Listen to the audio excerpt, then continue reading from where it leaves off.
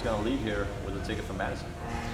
It's a tough call to say who's going to leave here. Like, we have a tight competition between Tim Paulson, we got Ben Stoneberg, we got Will Morad, we got Henrik, one of the local athletes here. Lucas Esslinger is here as well, which is still in jeopardy. Whether he made it through Italy, we don't quite know yet. So he's going to have to bring it. The same thing goes for Tim Paulson. There might still be some changes at the top of the leaderboard. That means that he gets a ticket through the Open.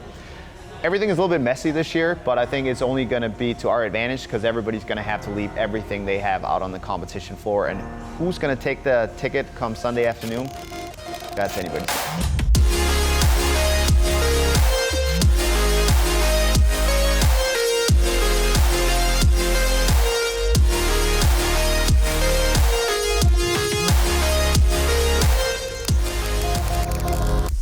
Every time I compete, I remind myself that like it's so fun, you know, and I'll go into competitions a little bit backwards and like not sure if I actually want to do it, and then by the end of the competition, I'm always reminded of how much I enjoy it. So over the last like 2 years, the goal has always been to go back to the CrossFit Games, but it's mostly like to prove to myself that, you know, I can still hang with the best, and I can still, you know, prove to myself that I'm still fit, basically.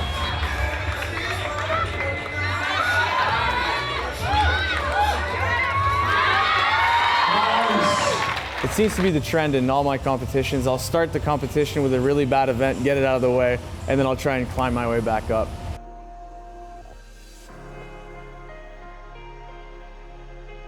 Basically, the day the Open ended and I realized I was just below the cut line, I forgot the Open ever happened because it was past us and, you know, it wasn't an option to the games anymore. So I started looking at what sanctional events were left and seeing what, you know, what might work out schedule-wise, what the qualifier dates were, and I like drew myself out a calendar and a map and had, all right, qualifiers here, sanctions here, and like had everything kind of coded out to figure out what would work.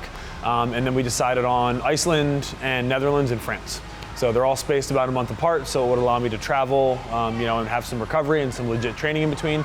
And the qualifiers also didn't overlap horribly. I've poured pretty much every part of my life into trying to be the best, you know, athlete and person that I can be over the last couple of years. And the last 2 years I've had a lot of success in the kind of previous format. You know, and I want to show that I'm adaptable. I want to show to myself and to, you know, everybody that I'm adaptable as an athlete, and you know, I can thrive and survive in this new system as well.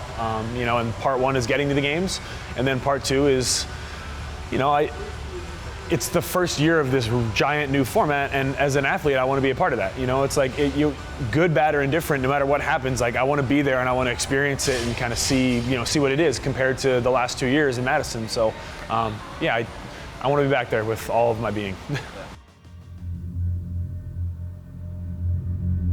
I would love to get a sniff at 300. Yeah, I've never pulled 300 from the floor. I've only pulled it from the hang.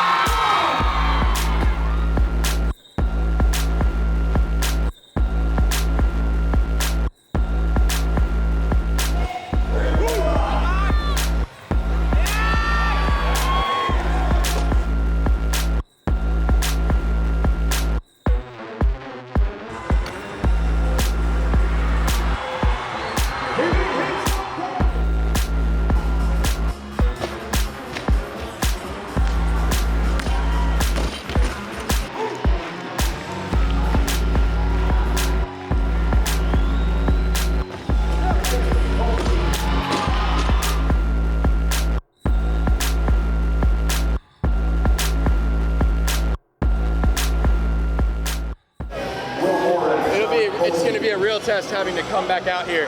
Like I'm going to have to go like warm up again. That felt great. I love this stuff. I'm in it for the love of the game. So it's amazing.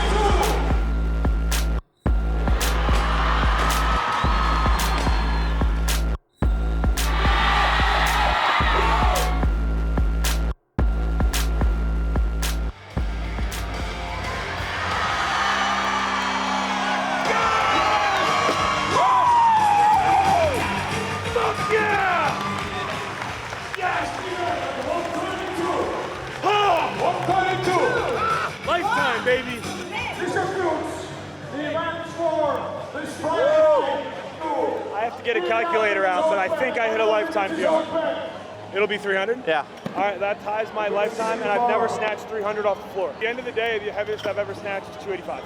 So it's a 15-pound competition PR. How's the setting in here for doing this? Dude, it's awesome. This place was really loud, and they've done a really cool job. Like, lights only on the floor, dark out there. It's electric, man. It's awesome.